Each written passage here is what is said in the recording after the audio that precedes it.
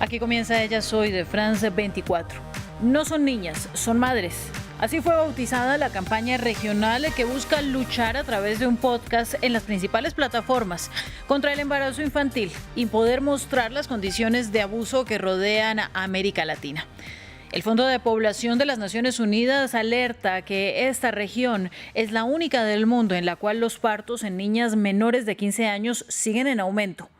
Colombia, en 2021, cada día registró 46 casos de violencia sexual contra niños, niñas y adolescentes.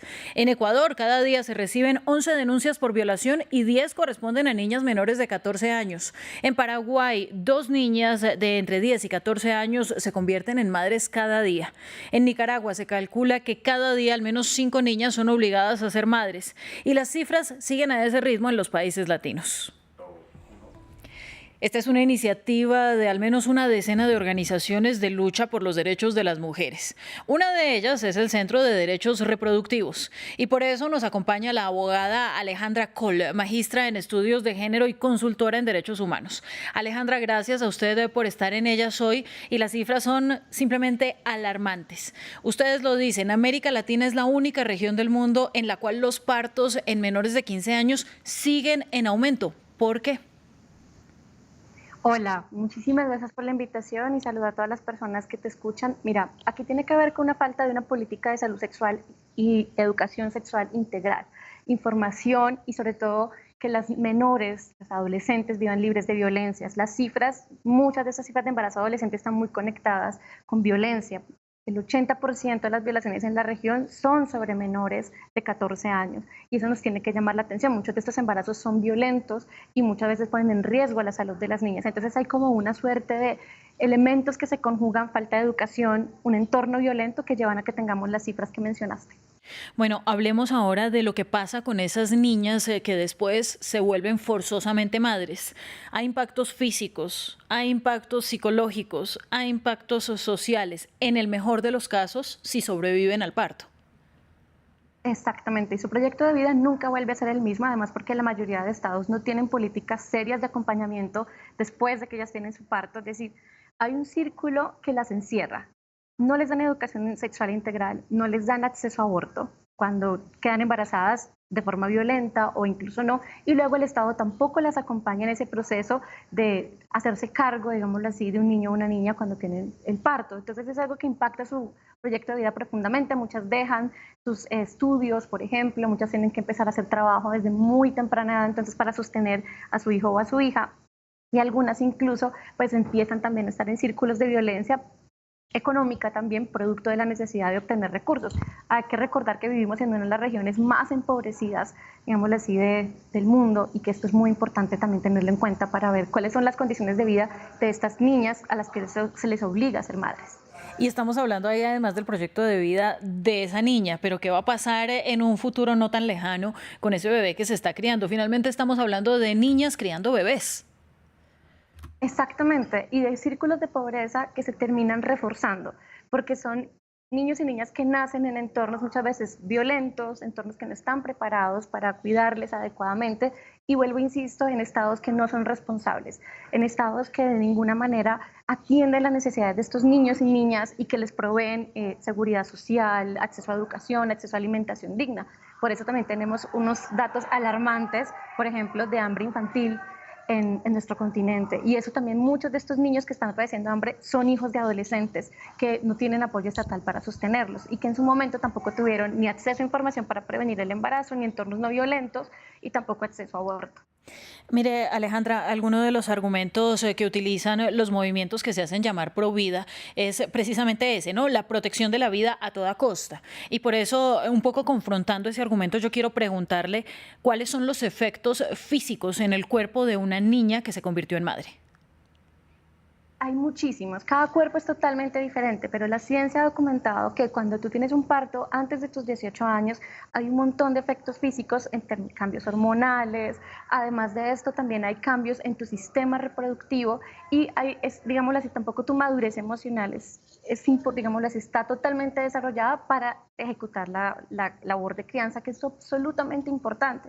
Entonces hay muchos cambios en sus cuerpos que muchas veces no son capaces y tampoco se les asesora para entenderlo.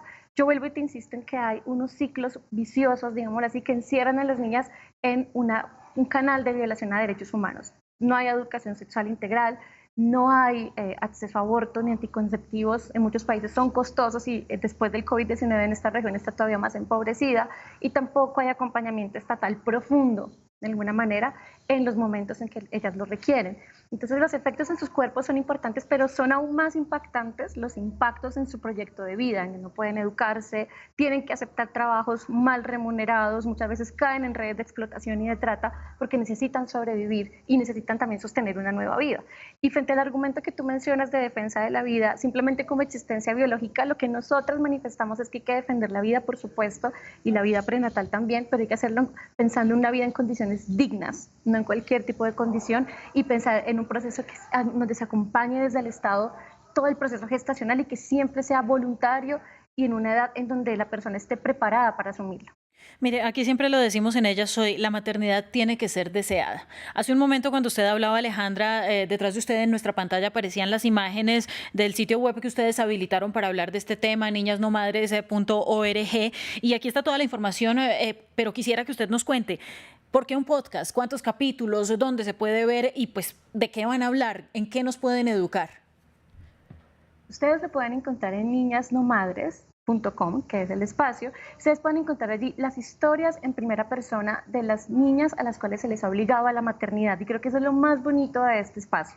Son ellas mismas contando sus historias, no son profesionales, expertos en el tema, sino ellas mismas contándoles los impactos en primera persona que han vivido en este momento. Lo pueden encontrar ahí en la página, y la motivación que tuvimos para crearlo fue poner en primer plano las voces de ellas y para que la gente que muchas veces no siente cercanía, digámoslo así, con las investigaciones que hacemos desde el movimiento feminista, lo vea en primera persona, desde ellos.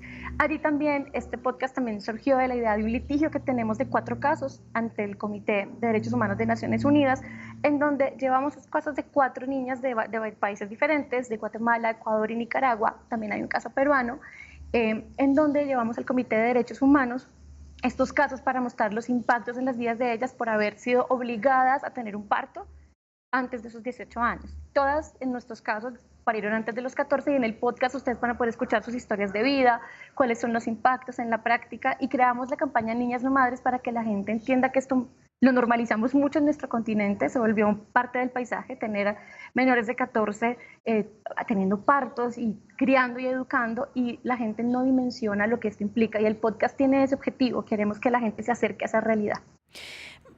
Usted lo estaba diciendo, y es que en muchos círculos sociales de lo que se habla es de mamás jóvenes, de mujeres que llegaron a la maternidad siendo muy pequeñas o muy jóvenes, pero no se habla de embarazo infantil, y más allá de eso no se habla de abuso infantil. Entonces aquí mi siguiente pregunta para ustedes, Alejandra, es pidiéndole que nos aclare.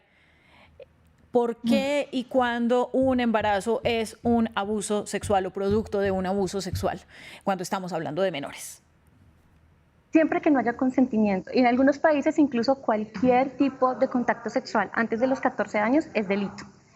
Pero el consentimiento es el elemento central, y casi siempre en las relaciones con menores de edad hay un elemento de poder, un desequilibrio de poder en donde ellas no pueden dar su consentimiento de manera plena, libre e informada. Generalmente hay presiones. Por ejemplo, en los casos que yo te mencionaba que estamos llevando ante el Comité de Derechos Humanos, son casos en donde ellas todas tenían menos de 14 años y su agresor era alguien que tenía una posición de poder sobre ella, un funcionario público, su papá, su abuelo, en fin, como personas que tienen situaciones de poder. Nosotros tenemos un gran problema en nuestro continente, y es que tenemos un contexto muy violento con las niñas. La violencia sexual contra las niñas está muy normalizada. Las relaciones con grandes, digamos, gaps de edad están muy normalizadas, y eso tiene grandísimos problemas porque se crean relaciones desequilibradas en donde generalmente hay violencia sexual de por medio, donde las chicas no pueden emitir su consentimiento, y esto lo hemos normalizado. Asimismo, terminamos normalizando estas maternidades que se han denominado inadecuadamente simplemente maternidades tempranas, e incluso es tan triste decir lo que te voy a contar. ahí las políticas públicas aparecen de esta manera. Los estados prevén que esto va a pasar y en vez de evitarlo, simplemente lo tienen dentro de la estadística como va a ocurrir, simplemente vamos a tener a niñas a menores de 14 pariendo y ya, y lo catalogan como embarazos tempranos, pero en muchos países esto incluso es delito. En el caso de Colombia, que es desde donde te estoy hablando en este momento, cualquier contacto sexual con menor de 14 años es un delito. Y aún así, en los hospitales se normalizan los partos en esas edades. Es muy compleja la situación. Y sigue pasando. Ya para mi última pregunta, Alejandra, pues mire, la idea del podcast es muy interesante para las comunidades que tienen acceso a Internet, que tienen acceso a un celular y sobre todo pues para los grupos poblacionales que tienen una educación previa y acceso, simplemente acceso y privilegio. Pero ¿qué pasa con las comunidades más vulnerables que son donde más se presentan este tipo de casos? Y pues yo no sé si van a tener acceso a un podcast. Efectivamente, nosotros lo que estamos intentando también es mezclar las estrategias para que arrancamos con un podcast y luego esto se convierta en otros medios de comunicación que le lleguen a todos los sectores. Nosotros hace no mucho litigamos un caso que fue el caso Paola Guzmán Albarracín contra Ecuador, donde también allí, que es un caso ante la Corte Interamericana y aunque haya sido un caso contra Ecuador, su precedente opera para todo el continente, donde también le pedimos que se cree a la Corte Interamericana que se cree un estándar para que este tipo de información se difunda en todos los medios públicos, radio, que también lo usan muchas personas, dejémoslo así todavía, y otro tipo de medios que le puedan llegar a las personas, que se haga difusión en redes sociales y en otros medios de toda la información sobre embarazo adolescente, prevención de la violencia sexual. Es parte de lo que nosotros le estamos pidiendo también al Comité de Derechos Humanos en los casos que estamos litigando.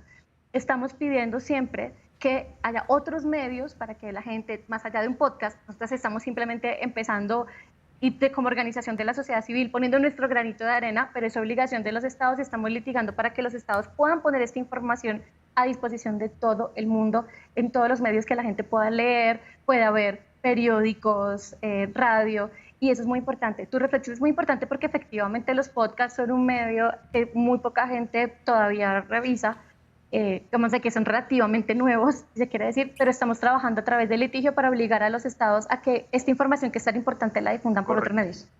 Pues bien, muchísimas gracias, Alejandra. Ya nos quedamos sin tiempo, pero el agradecimiento para usted y pues al Centro de Derechos Reproductivos por participar de esta conversación. Y a nuestros televidentes, nos vemos próximamente en Ellas Hoy. Y por favor recuerden, los embarazos, las maternidades deben ser deseadas y también deben ser consentidas. Gracias.